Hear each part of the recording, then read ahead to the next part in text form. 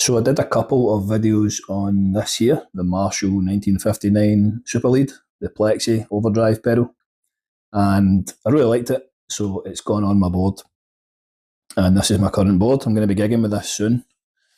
I've got it sounding the way I like it at home. I'm playing through a little 112, a VOX cabinet with a Celestion speaker in it. I mic'd that up with a Behringer SL75C clone for this next clip you're going to hear. I'm also using my vintage V100, which I probably won't be using live. I'll be using my Yamaha Revstar or my PRS SE McCarty. The reason I mention that is because I noticed when I basically keep this pedal on and I just roll my volume off for the cleans.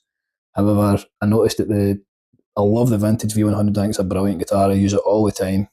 But I noticed when I rolled the volume off, it didn't quite clean up the same way as the PRS and the Revstar do. So just to note that in the next clip. But I think it still sounded nice. But yeah, for the clean stuff, definitely use those other guitars. What's a little bit different, or at least that's a little bit different from me anyway, is that this is my amplifier. So this is the Laney Foundry Ironheart Loudpedal. It's a 60 watt, 2-channel solid state amp. I'm using channel 1, or the cleaner of the 2 channels. I've got it on the clean setting. There's 3 different clipping modes. So there's clean, rhythm, and lead.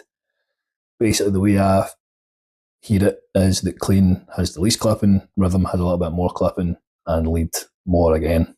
So I'm using it clean. I've got the reverb, delay, and the EQ running through the effects loop of this. This is an effects loop. So I'm using this as a pedal platform, really. And this does have an XLR out with built-in cab emulation, but I wasn't using that for this next clip. But it could be used live. I don't think it sounds too bad. Some people online have complained about the cab emulation that's built into this. You can turn it off if you were using it with your DAW. You could use your own cab emulation. But for this, I'm not using that. I'm just running a 20-foot speaker cable straight into the back of the passive cabinet, and that's getting mic'd up with a Behringer, basically an SM57 clone. I think the EQ here adds something. I think it adds a nice sparkly kind of sound. I think it lets single notes ring out a little bit better. But let me know what you think. Towards the end of the video, I'm going to do some playing and I'll toggle this on and off. So I want to know if it's just in my head or not. But I think this does add something to it, so that's why I've put this on the board.